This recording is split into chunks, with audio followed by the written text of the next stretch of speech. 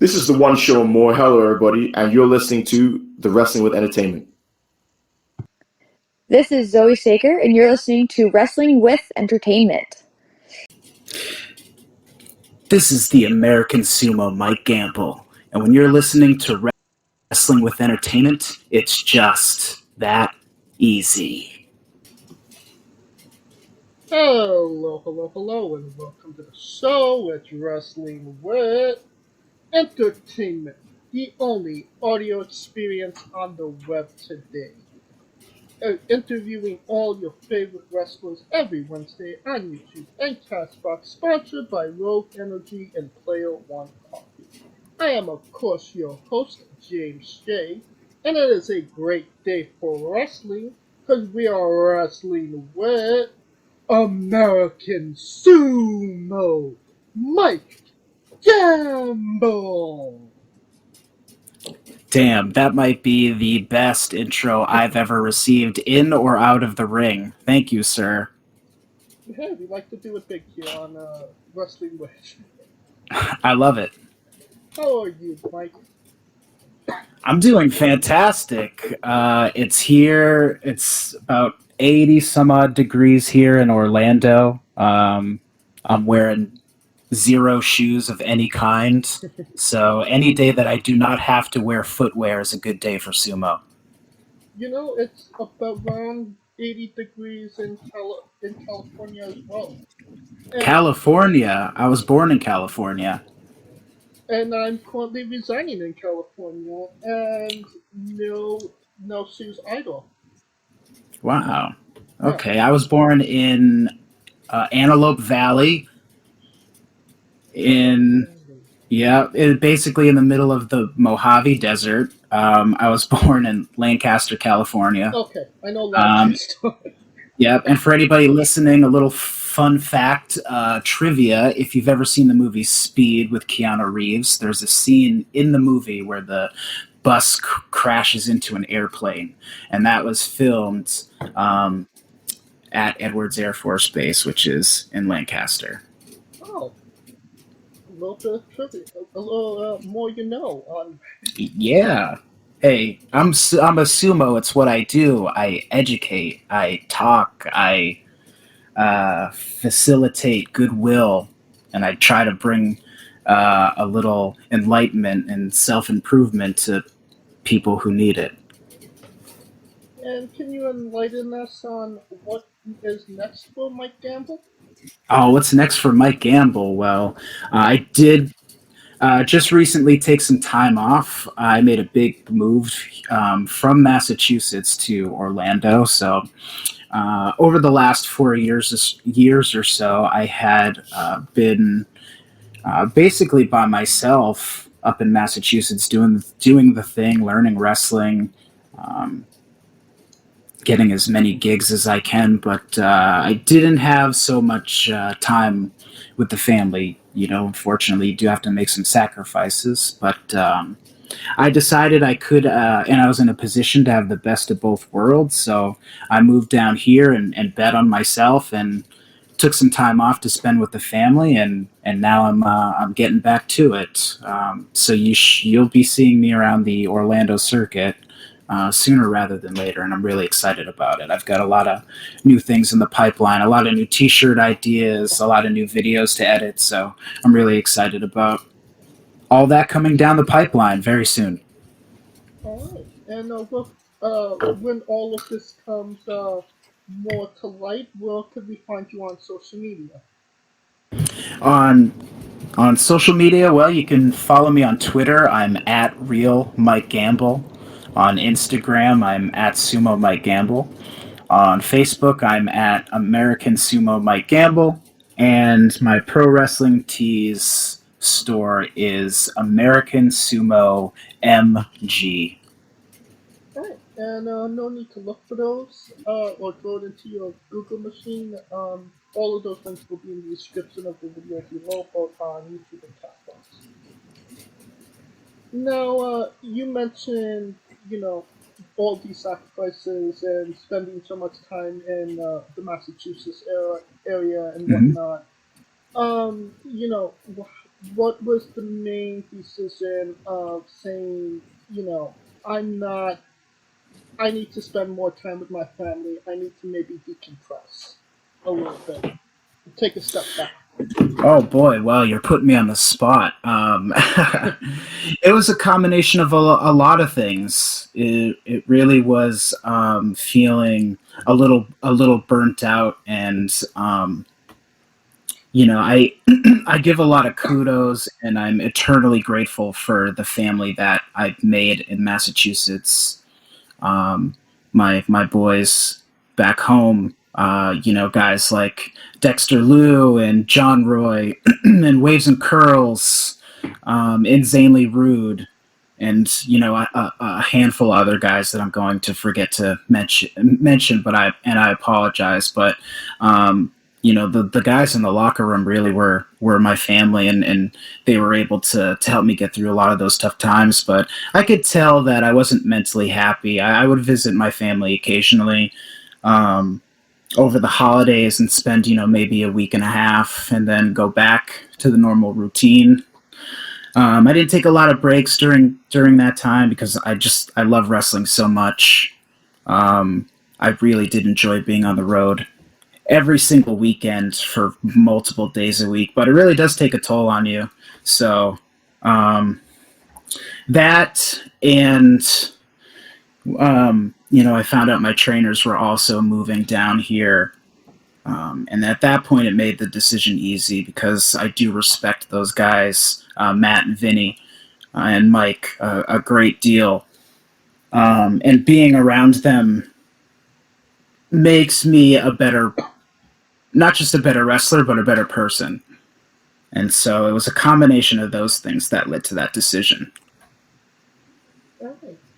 And how often does Matt Taven remind you that he's Matt Taven? There is not a device in the world that could count as many times as he has told me that he's Matt Taven. And in fact, he tells me so much that I start saying it, and I actually start believing that I'm Matt Taven.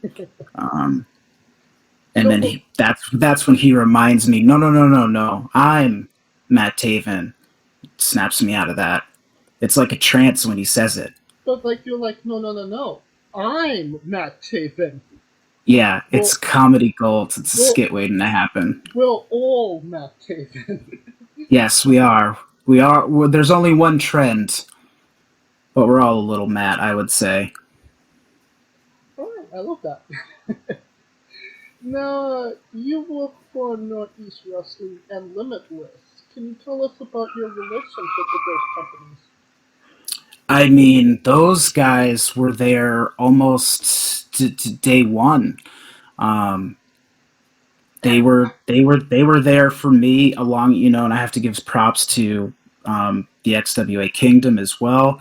But Limitless I was there for year one at Limitless, and it was a wild time. We all felt like a bunch of renegades just trying to make these shows work, and next thing you know, we were wrestling in armories at max capacity, standing room only with 400 plus people. It was a wild ride, and I'm very, very grateful to Randy for giving me an opportunity when I didn't know anything about wrestling. I probably had never should have even been in the ring, but he put me in those tough positions to push me, and along with Mike too. If there was anybody that pushed me the most, I would say it was Mike at Northeast Wrestling.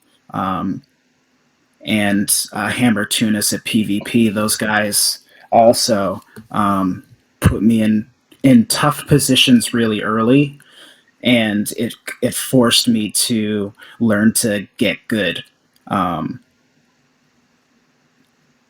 so it was a really good learning environment. I got opportunities beyond my capabilities in certain situations to be better. And so I'm very grateful that those three companies were big propellants to my career. I call them my homes for a reason, because they were. It was those three places every single month for 5 years, letting me go crazy.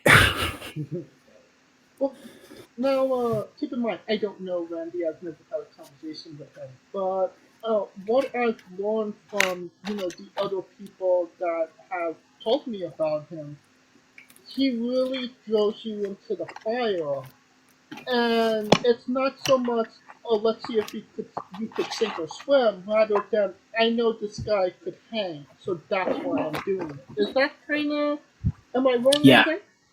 No, you're 100% correct. You hit the nail on the head. Um, Randy is an indie guy. He loves independent wrestling.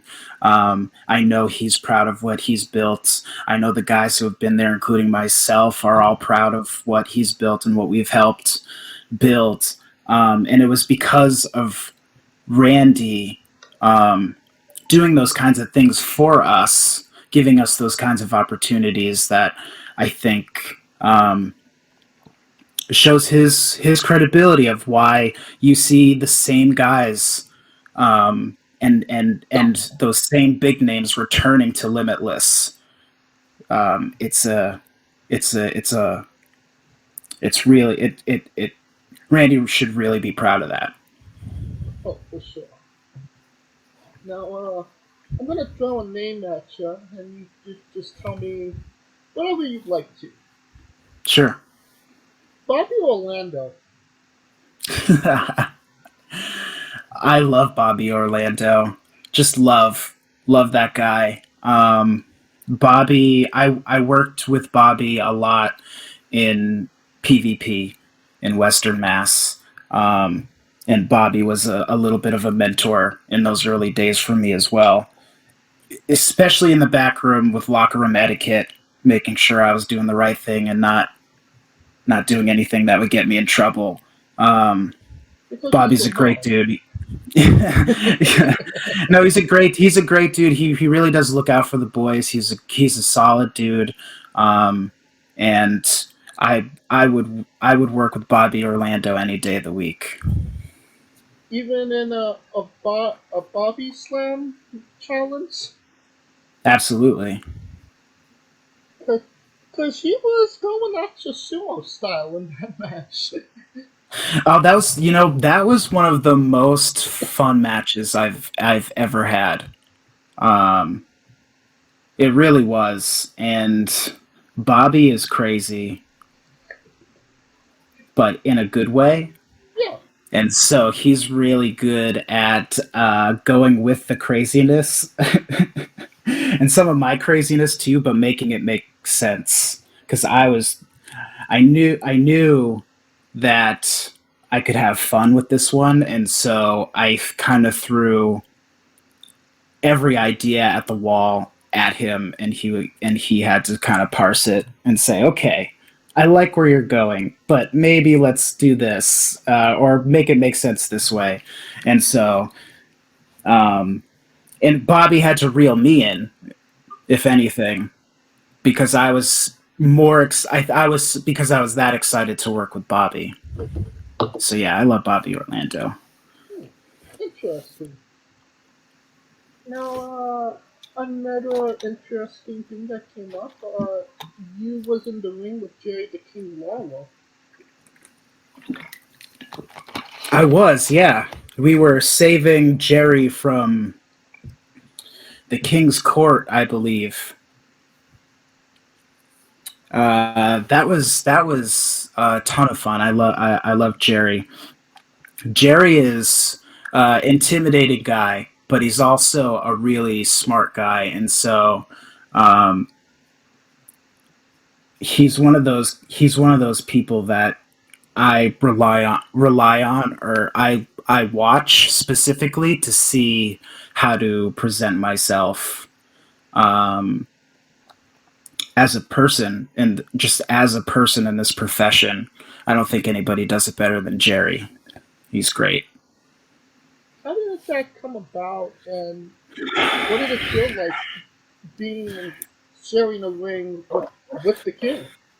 Well, it was not planned. I'll tell you that much. I think it was. I think it was a.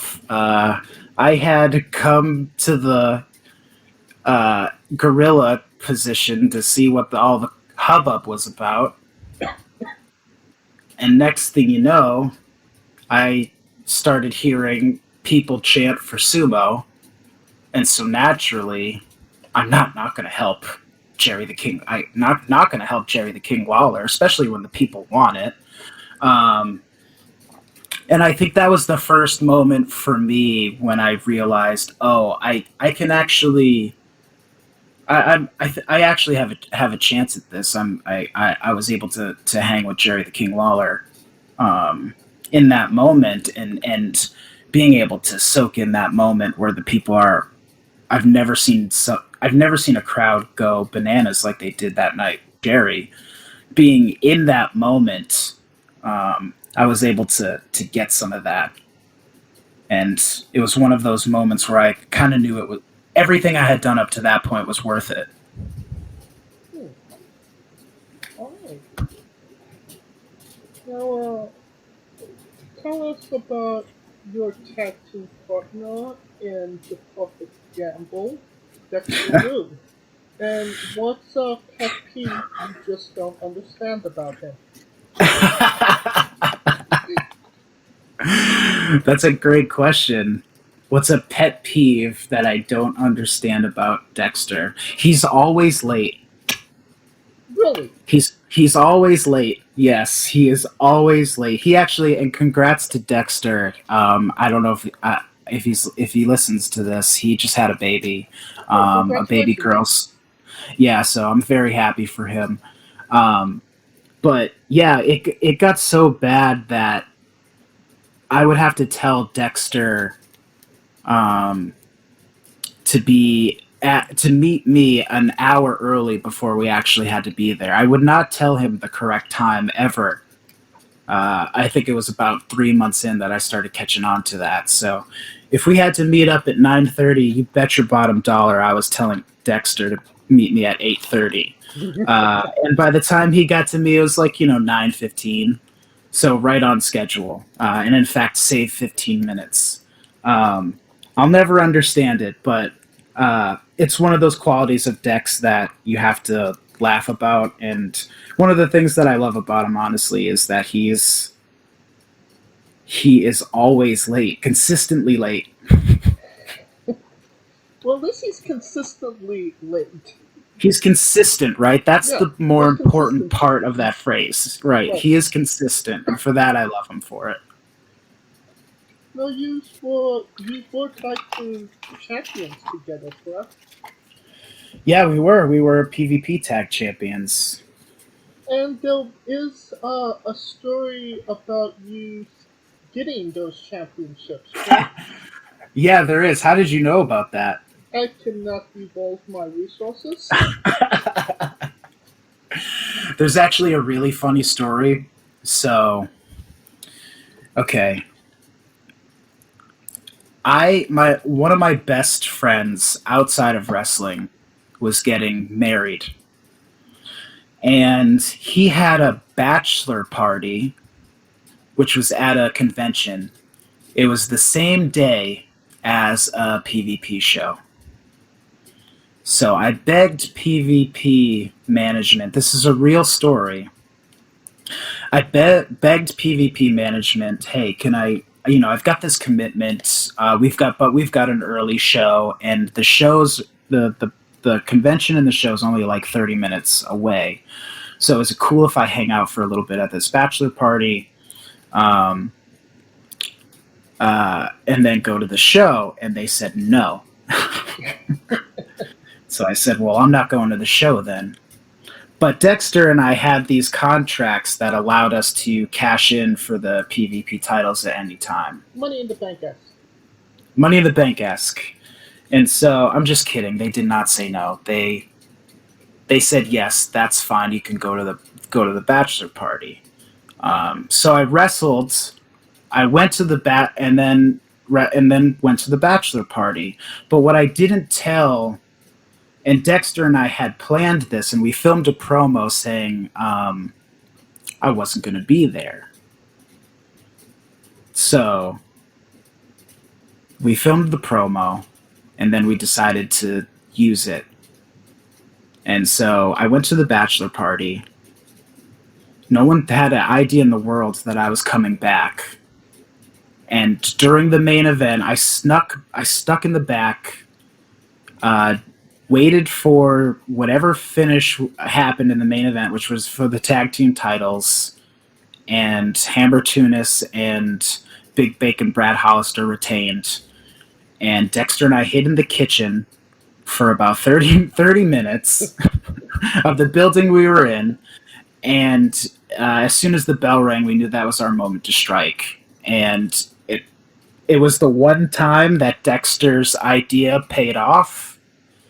And it just happened to be it really was the perfect gamble that we cashed in on that day and used my real life best friend's Batchlor Party as an excuse that I was going to, I don't even remember what it was, wrestle early and leave or not even show up at all.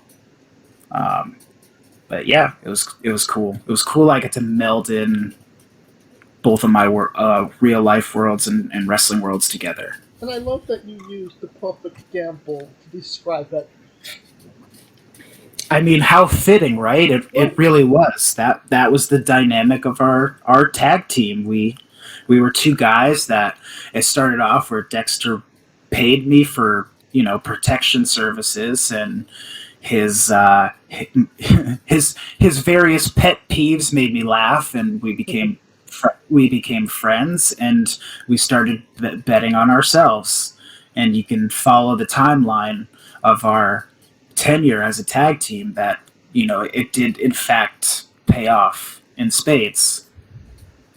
Now, how was that all mentally to go from, wrestling, Bachelor Party, wrestling, Bachelor Party, winning gold? Well, where is your head during all this? Did you even, process what was going on at that moment? Not until Monday. What a cool moment, because as soon as we won the titles, we knew Tunis and Big Bacon were coming for us. So I had made a pact with Dex right after we were going to bounce. And so we did. And I went back to that Batchlor Party in the clouds. And my friends had been waiting for me in the lobby of the conference room of the big convention. And they were waiting to see if it had paid off. And so I see them all, and then all I did was take my hand from behind my back and raise that championship in the air. And 5 people in a crowd of 50 started gallivanting and jumping and screaming and congratulating me, and it was and the other 50 people were confused, but it was the greatest night. It was one of the greatest feelings ever. And yeah, I didn't process it until much later. It was a really cool day and something extra that I could give as a send off to one of my best friends tying the knot. Now, you are the American Sumo. You was in Japan and you trained sumo, correct? I did, yes. A little bit. Could you tell us how the opportunity came to go to Japan and just all anything you could tell us about that? Well, I do try to keep it somewhat private. Okay. Just because of my sensei, but I will tell you that before the opportunity had come about, I was having a lot of self-doubt. if you want to call it pretty rock bottom. I was really heavy. I think I weighed about 450 pounds at the time.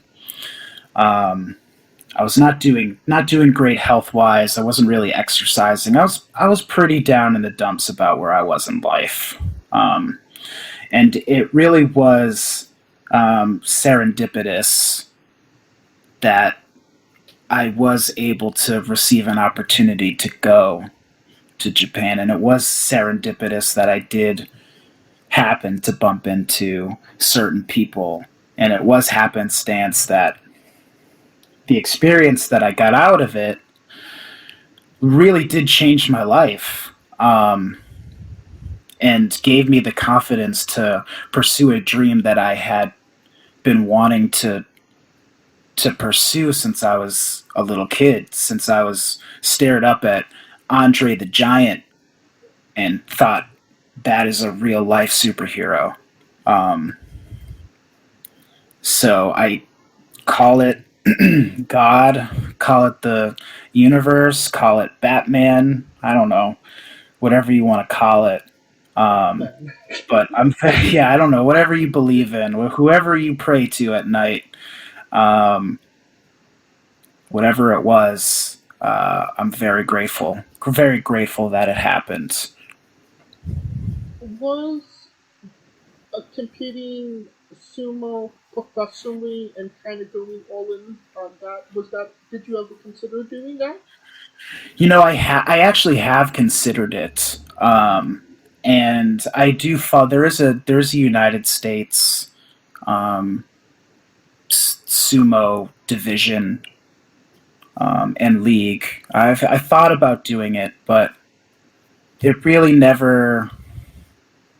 I've been kind of all in on this wrestling thing, and I might do it. And unfortunately, wrestling doesn't have an off season.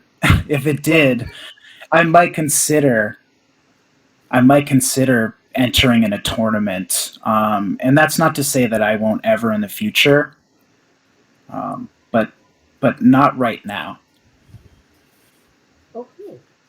Now, you was in Japan, and I'm a ramen junkie.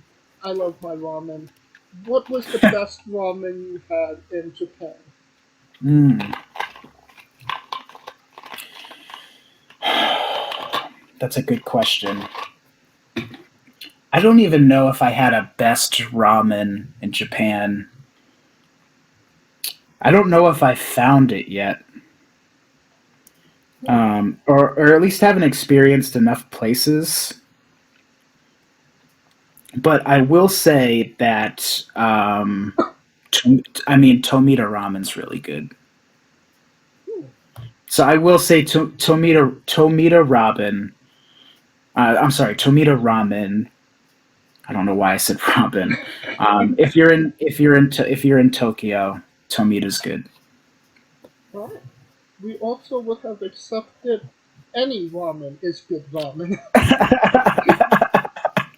Obviously, that's a fact. Well, you know what's not really great ramen, and I've had too much of it when I was in college, is the packaged ramen. Once you've had real ramen, I just can't go back to that stuff. Plus, it's obviously so full of sodium. I'd blow up like a damn tick for, 8.5 days, and nobody wants to see that.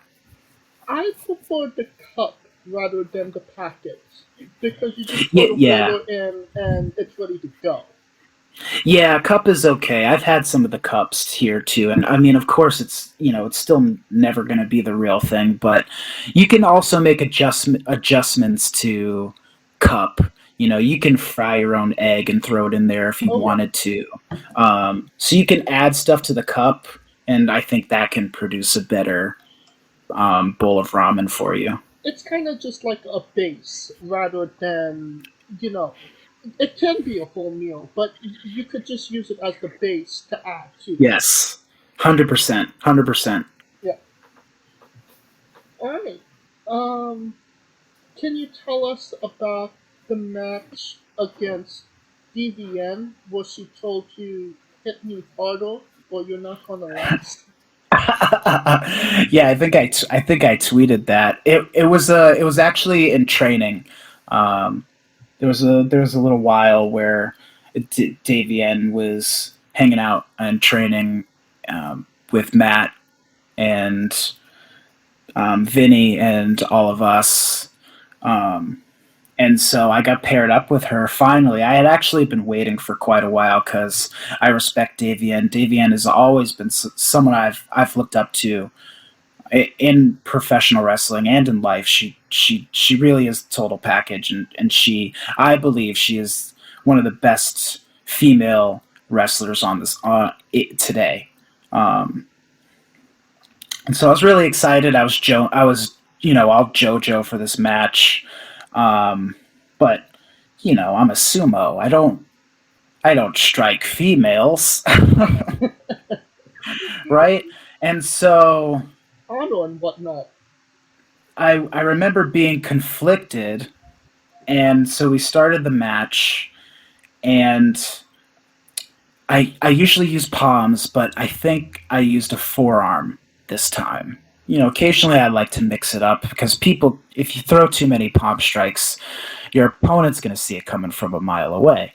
So you got to change it up. You got to throw in a little diversion. And in this case, I decided to pop Davian with a forearm, but it really wasn't my strongest forearm. I was using it as kind of a setup for something else, but I hit her, and it wasn't my strongest strike, and she stopped moving, and I got scared because her eyes turned white like Jaws. You ever seen the movie Jaws? It's a terrifying movie. Don't watch Jaws. Her eyes turned white, and she looked right at me, and she said, "If you're gonna hit," and I have to get rid of the expletives here, otherwise we're gonna get canceled. I'm just kidding. But she said, "Hey, if you're gonna hit me, you better bleepin' hit me." And so I did, and then even after that, which I don't know if I had mentioned on the tweet, she laughed at me. She laughed, and I brought the steam on this one, and she laughed, and she gave me a shot that I literally can't. I forget because she hit me so hard. I forgot about it. It's left my mind completely. I don't remember getting hit. I remember what happened a little after. I remember not faring well in the match after, from what I can recall. But people tell me about they showed me that hit. I don't remember who has the video, but I've seen a video of it, and I don't remember it. I really don't. I just remember being scared and then being on my back at some point. Alright. So Deanne could really lay it in there when she wants to. Davian is the one person that sumo is scared of. And you could quote me on that. I will quote you on that. Maybe not somebody you're afraid of, but somebody you did have a match with was Brian Malonis. Yeah, Big Brian. Man, that might have been one of my first real tests in professional wrestling. And I remember very specifically coming out of that match saying, "Oh, okay, this is how this is supposed to feel. It's supposed to have this big fight feel to it." And I mean, we were two big guys, and we just went at it. And I knew I had to go at it. And the fact that Brian was able to outmatch that is something that I greatly respect about him. And it was probably one of my favorite matches that I've had. And you could say that it was a major learning experience to be in there with somebody that's, established on like a Ring of Honor. Yeah, he's been there, and yeah. I mean, he's been to the dance, and yeah, of course. a learning experience is underselling it a great deal. But yeah, Brian, I just after that match, I knew that was the real deal, and that was a cool feeling to be able to hang with him. Oh, now, one thing that just fascinates me and is that you wrestle barefoot. Could you maybe tell us the benefits and disadvantages of wrestling barefoot? I mean, are there any advantages other than I just like the aero? I like to be a little aerodynamic. No, I'm kidding. I just so one thing that really draws a lot of energy for me is feeling grounded. And one of the ways I like to feel grounded is just by being barefoot. I do it all the time. I do have a real life uh, distaste for shoes in general. And so wrestling barefoot kind of keeps me connected to the ground, and a lot of movements and a lot of sumo movements, a lot of martial art movements start from the ground up. When you're throwing a palm strike, you're not using your hands really. You're using your hips, and your hip control starts with your feet. Um, so that's the advantage to me is really being able to read and react to my opponent based on um, being so grounded. Barefoot.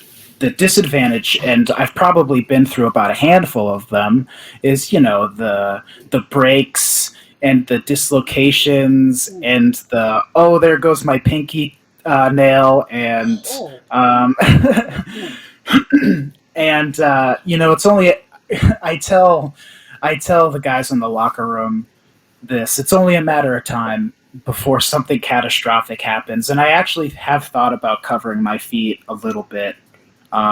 It's funny you bring that up. I think maybe some light shoes might benefit the sumo in the future. Um, but it's really that feeling of groundedness and being able to move and react on a dime is it's beneficial to my style, and so that's why I like to be barefoot. No, that's fantastic. I was not really expecting that, but that's a very good explanation. And and I could completely understand what you would want to do. Maybe a little bit of coverage now. Yeah, yeah, especially in this Florida sun, man. My feet are going to be burning on that Oh yeah. that canvas if I'm not careful. They make, I think they're like surfing shoes where they're super light and there's literally a hole for each toe. Oh, I might have to look into that. Surfing shoes, you say, huh? I don't quote me on that, but they're like what's his name? Brian Kendricks wore them in his second run with TNA. Oh, I know what you're talking about. Yeah, yeah, I Yeah. have seen those shoes. You're right. Those might work. Now, obviously, the American Sumo does a sumo drop. The interesting thing I found was that you really hit that thing out of nowhere. Like it could seem like you're seconds away from losing the match. Boom! You hit the Hmm. sumo drop. You you get the 1, 2, 3. Is Hmm. there kind of like that sumo drop out of nowhere mentality, like the RKO, or what can you tell us about that? Well, I think a lot of people will. I think you and a lot of other people will agree with me. Is any good finisher should be able to come out of nowhere. Yes. Should have the ability to come to fruition from multiple positions, from different angles, different scenarios, and so you look at all the classic finishers like the Sweet Chin Music or the Stone Cold Stunner, or the RKO. Those finishers that can come out of nowhere to me are the most dangerous, and so I thought a lot about that for sure when it came to coming up with something that would suit my needs in a match. It's like that match with Chris Benne. It seemed, he had you on the ropes. He was on the top rope. Boom! You grabbed him, you held him, you slammed him, you got the 3 count. Yep. Yeah, he's a big boy, isn't he? Isn't he? He is as big as he looks, and he's as mean as he looks, and that was out of desperation. And like I said, a good finish can come from anywhere, even out of desperation. All right. Now it is time for the colossal question. Okay. They're making a movie about Mike Gamble. Every movie has a soundtrack. What would Okay. be the first 3 songs on the Mike Gamble wrestling soundtrack up to this point? Oh man, now you're pulling on the heartstrings. I'm a big fan of music, and I don't think there's enough music in the world to cover my autobiography. But if I had to guess, if I had to take 3, and these mean a lot to me for personal reasons, not necessarily outside of wrestling, or not necessarily inside of wrestling, but they mean a lot to me personally. One would be Bohemian Rhapsody by Queen. Ooh, good one. The second would be um, Beyond the Sea by Bobby Darin. Yeah.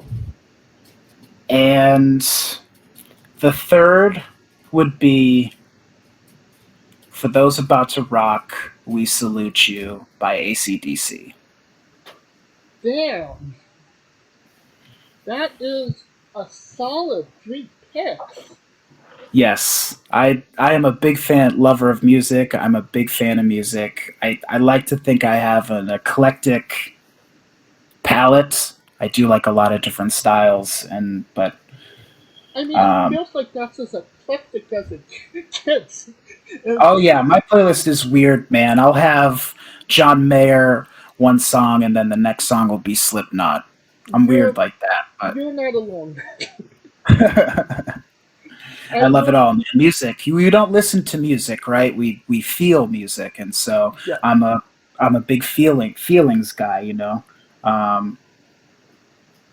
That's just how I operate. That's how sumo operates.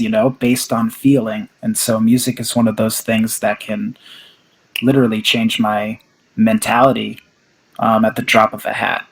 Oh, for sure. Like, depending on your mood, you go from, AC/DC to,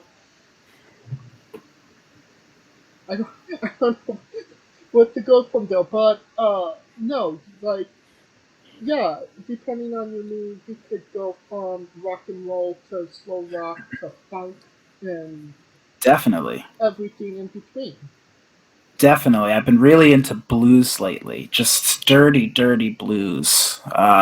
Anything I can get my hands on. And I love watching old concert videos from like the 80s. Those big festival videos with bands like Triumph. God, those are fantastic to watch on a Saturday afternoon. That's when, people actually went to festivals to I, actually listen to the music. I know, right? Yeah. It seems like people just go to festivals to post on Instagram. Definitely. I make it a point to I let my family take all the pictures and videos. I might take one or two, but this actually my brother just took me to see John Mayer for my birthday, and I let him take all of the pictures and videos, and I took in every single moment. It was awesome. That's how you should experience a concert. not through your phone, through your eyes. You're absolutely right about that. Like, experience, it's that moment between you and what you're watching, rather between you, your phone, seeing what you're seeing.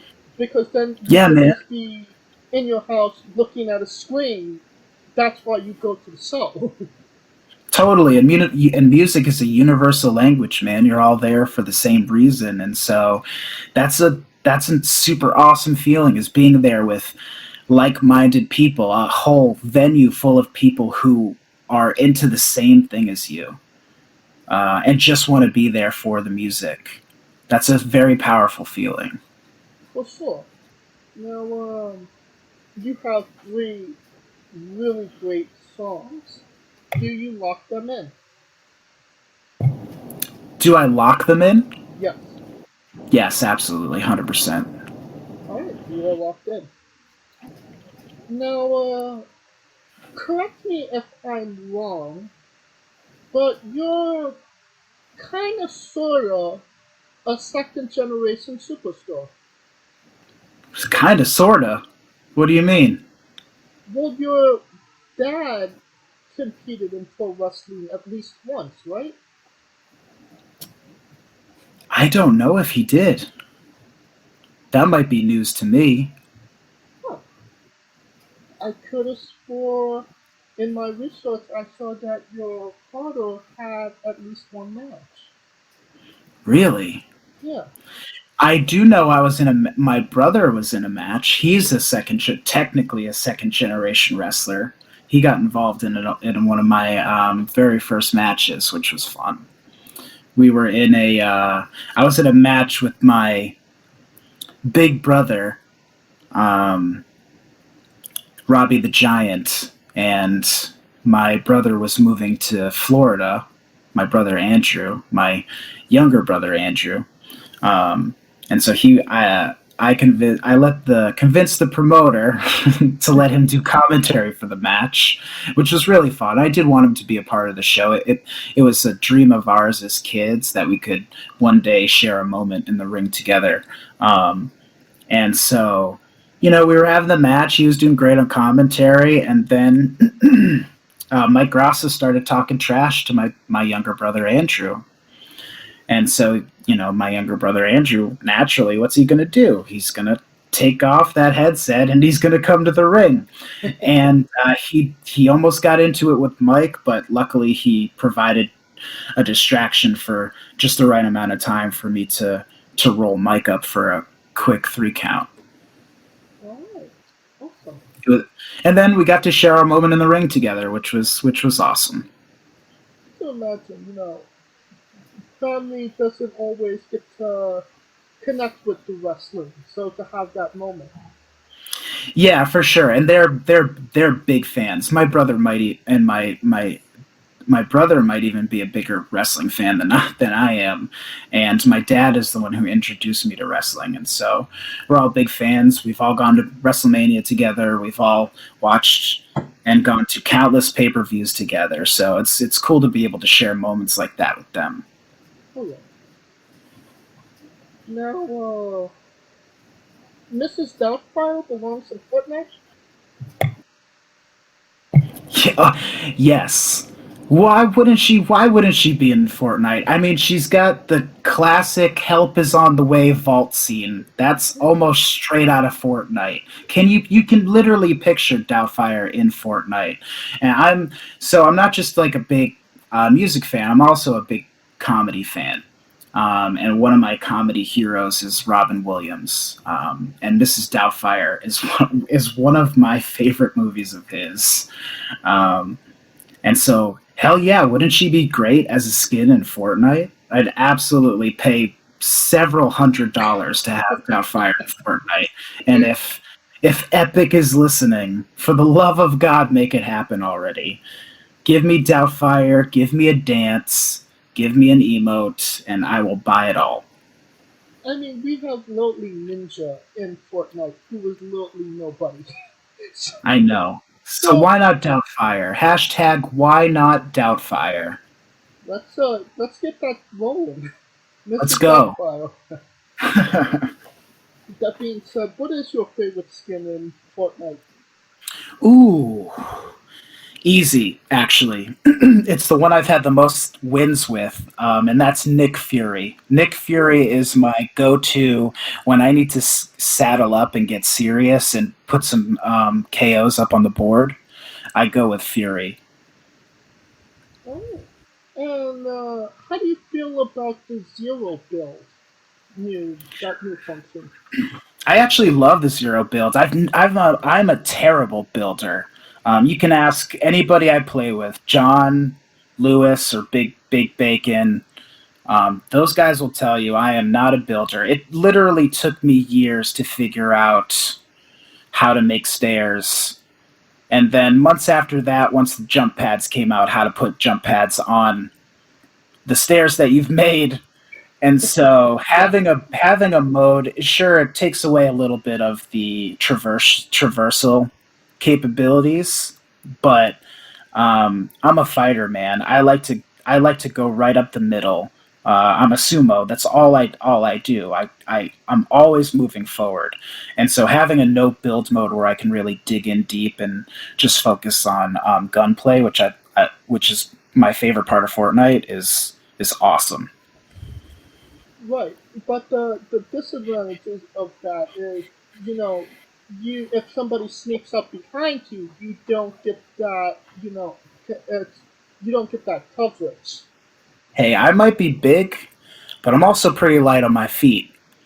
So it's not. It's usually me doing the sneaking most of the time. But no build mode's really great for solo. If we have to build, I'm definitely squatting up and doing builds because we have some ringers in the build department that I would definitely take into any Fortnite fight, but not solo, not the sumo. I'm a great gunman. Hire me as your gunman. No problem. I'll put points up on the board. But please, for the love of God, do not ask me to build you a Fortnite tower or house. I won't do it. We will be long dead before it's ever completed. I made this wall. Oh no, my friends are all dead. Exactly. Yeah. I'm the only one that's alive. And then the enemies just walk around the wall and kill me. I hate when that So happens. doesn't work out. Yeah. Alright, onto a controversial subject. Pineapple on pizza. What's your stance? It's I will eat it if it's the only available pizza because I love pizza. You can't put pizza in front of me and expect me to not eat it. But it's probably my last choice. Fair enough. Now, my what is my definitely like buffalo chicken Mm. or barbecue chicken. That's my pizza jam. Alright. And that's a great choice. I don't think Yeah, anybody would have a problem with that. What's your spirit Pokemon? my spirit Pokemon. I'm gonna go classic and say Pikachu because I had when we had our option of choice to pick what color. I was always yellow, so Pikachu's my spirit Pokemon for sure. Hey, can't be mad at an OG. That's right. Weirdest question you'll ever be asked on a wrestling podcast. Would you ever consider wrestling a Rock? Not Dwayne Johnson, not the country, an actual Rock. I'm asking for trouble, especially not wearing any shoes. That's right. You, You should just step on him. I think an actual rock might be my Achilles heel in wrestling, so I prefer not to wrestle an actual rock. Well, just for context, there's this wrestler named Psycho Mike that wrestled an actual Rock in a Iron Man match that lasted for 2 weeks. Really? Yes, Is it available online? it is. I can And even can you send me the link? I can send you the link. Excellent. I'm going to be very popular tonight when we're playing Fortnite when I send this to the fellas. And on the show, we love Tracy Smothers. Do you know the acronym for Doug? THUG. I don't. Please enlighten me.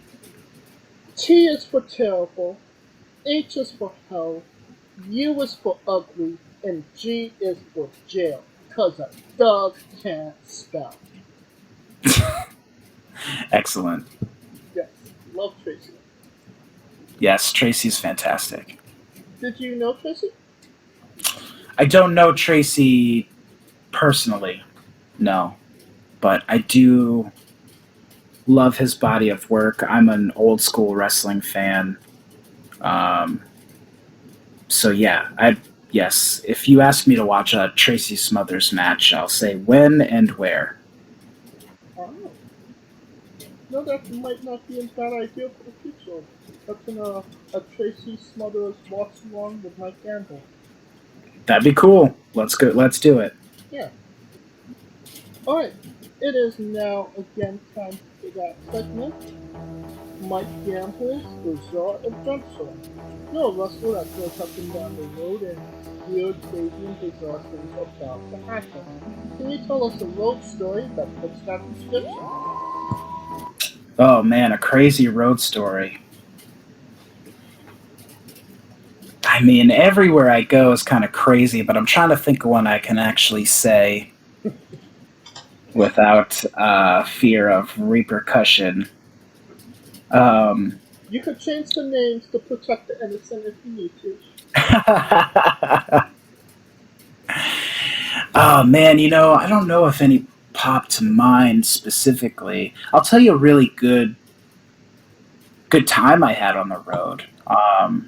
Was when it was our second trip to Ohio for Northeast Wrestling. I went with John Roy.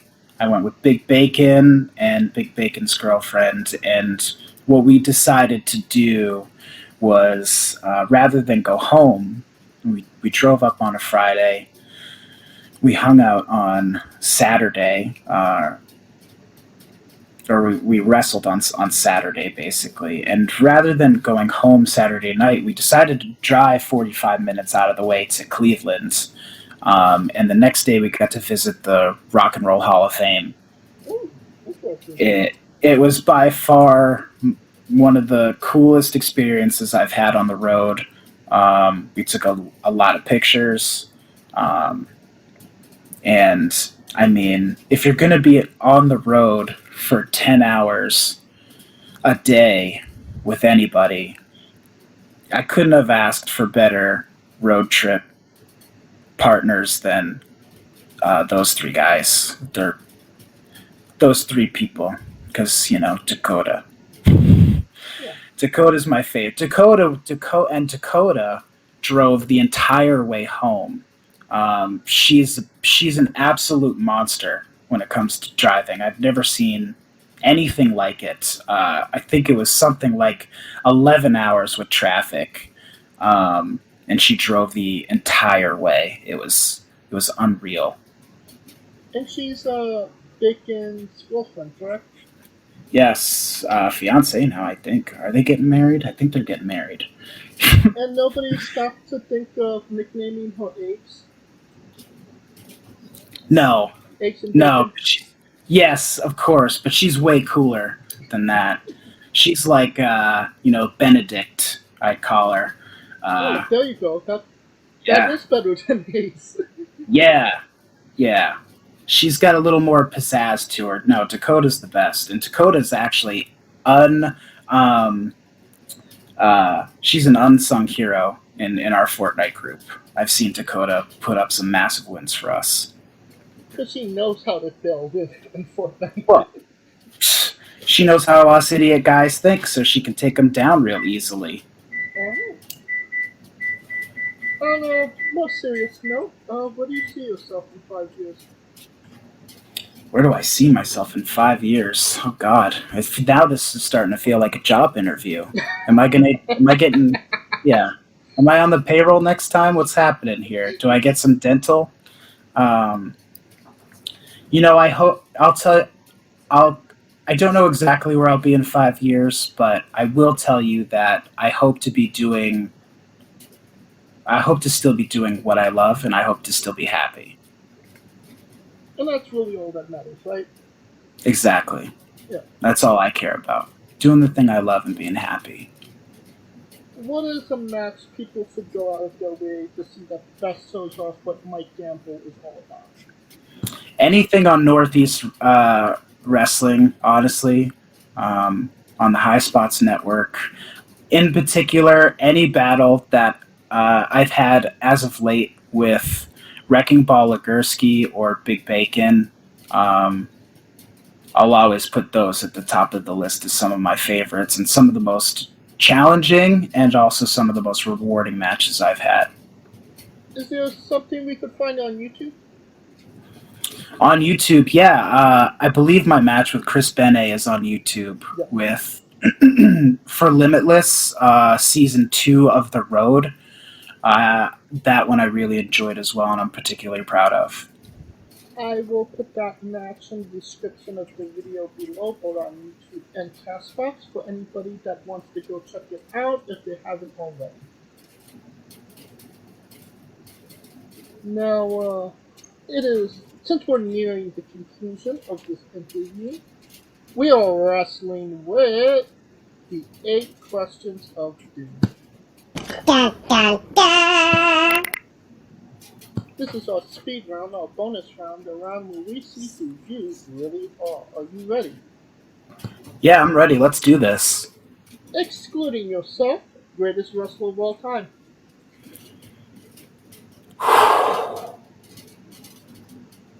Wow. Of all time.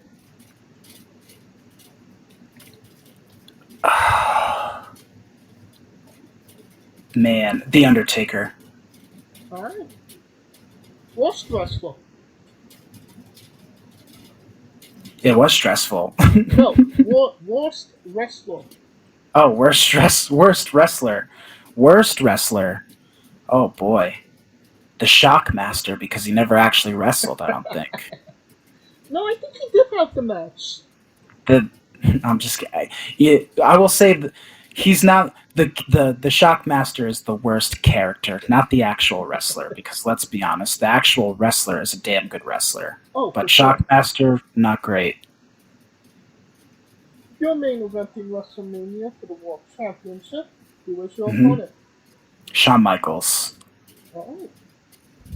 If you could come out to anyone's entrance music, past or present, who would it be? Shawn Michaels. Coming out to Real Sexy Boy. Oh, yeah. Finish the sentence. Kayfabe is...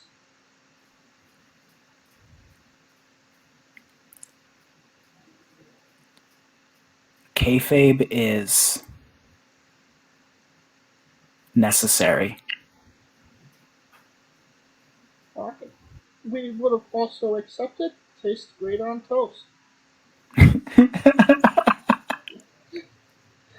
Man, I got all serious on you. I'm sorry. No, I love it. That's jam packed with another 2-hour conversation that we just simply don't have time for. No, I completely get it. There's at least one question that always trips somebody up. Of course, Squash. Fruit or vegetable? squash Yes. is a fruit. That is correct. It is a Nice. fruit. What do I win? Um, Are you gonna send me a bag of squash? no. Oh, okay. We might All have, right. we might be coming out with shorts in the future. All right. Next question. New Japan wrestler Taichi, his ring gear gets smaller every year, revealing more of himself to the world. My question, what is the appropriate trunks to butt cheek ratio for ring gear?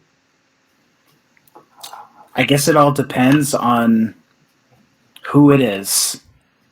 It's kind of, I mean, it's really all about the individual. Yeah. So take that for what you will. Hey, I'm not opposed. I respect it. If that's your deal, go for it and own it. Well, That's the requirement, though. you Gotta are own it. American Sumo. Are we ever going to see the chicks come out? Are we ever going to see the what come out? The, I mean, the are we ever going to see, the cheeks come out? Because, Oh, the cheeks.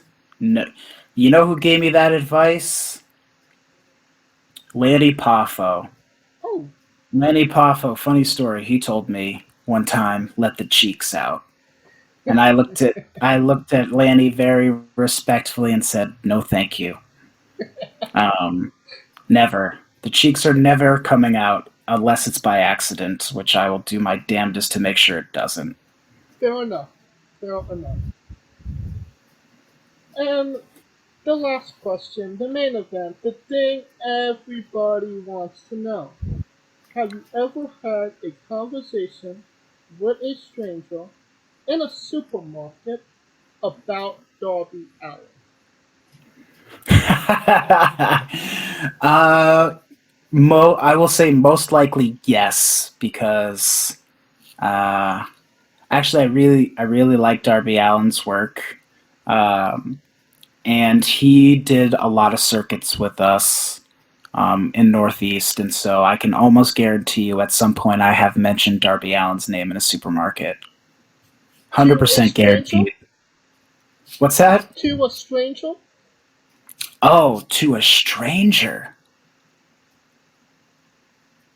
I saw a stranger wearing a Darby Allin T-shirt once, and told him I enjoyed his shirt. I liked his shirt very much, and he gave me a weird look and then proceeded to walk away. Huh. People people in the supermarket wear Darby Allin t-shirts? Believe it or not, they really do. I've seen it. And that is the correct answer. And that will conclude this interview. Thank you so much for coming on and doing this with me, Mike. Of course, thank you so much for having me. I appreciate it. Thanks for taking the time to do the research and dig into some of those questions that I had no idea anybody knew about. So I appreciate that. Oh yeah, we do our research and we try and make it interesting for everybody. And once again, can you tell us where we can find you on social media? Yes, absolutely. So at Twitter, at Real Mike Gamble. On Instagram, I'm Sumo Mike Gamble. And ProWrestlingTees.com/American Sumo MG. Alright, and no need to go looking for those links. All of them will be in the description of the video below, but on YouTube and Castbox. Simply go into them and click them, and you will be on that page. You have no excuses. You've been listening to him for over an hour. By a damn short. I appreciate it if you do. Thank you so much. It's not needed, but I do appreciate it. And of course it's necessary. Of course it's necessary. We need to sell the merchandise. We need to buy a house. Yeah, of course we do, but I would much rather connect with people. So if you'd love to buy a T-shirt. But hit me up on Instagram. Let's talk about wrestling. Let's connect. Alright. Of course, if you like what we're doing, please like, subscribe, and comment both on YouTube and Castbox. Of course, this was sponsored by Rogue Energy and Player One. Coffee. Join us in the coming weeks. We got Anna Diaz and Taryn from accounting coming up. Um, you can follow, you can find all of that information at Wrestling with Ebo on Twitter and Instagram. For all your wrestling with needs, you can follow me on Twitter at at JamesJ993. You can follow Kaliko at I am Kaliko. And you can follow Scooter Dust at Scooter Dust. And of course, on the Remix, the only sidecast alternative commentary for WWE premium live events.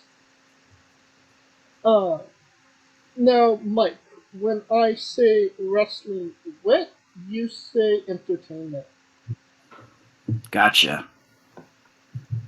For our very special guest, Mike Gamble, Kaliko Yacht, Scooter Dust, I'm James J, and this has been Wrestling Wit. Entertainment. Hey guys, this is Brutal Bob Evans from Hangs with Bob Seminars and TheWrestleLife.com, and you are listening to Wrestling with Entertainment, one of my favorite podcasts in the whole wide world. Hey folks, this is the Colossal Mike Law, and you are listening to Wrestling with Entertainment. Enjoy the show, support these guys. We appreciate it very much. We'll see you at ringside.